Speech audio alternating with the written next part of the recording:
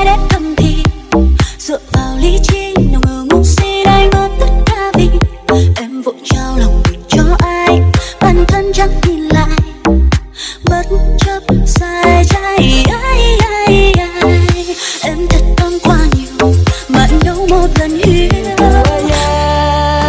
tu đang lo tranh phèn rau như tên bài chỉ tao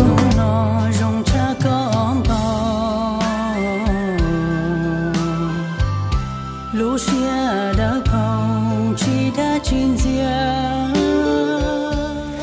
ở đâu anh đang lơ mơ xin cho biết em mang tên gì.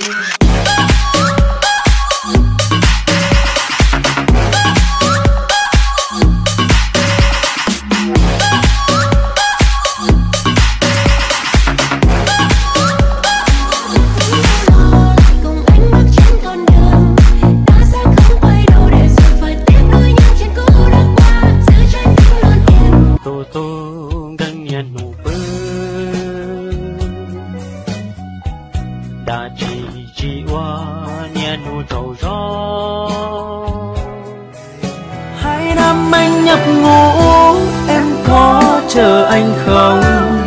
2 năm anh phải sống trong nỗi nhớ thương em từng đêm. Chỉ mong em bình yên sống vui bên cuộc đời. Đợi chờ anh sẽ trở về sớm thôi.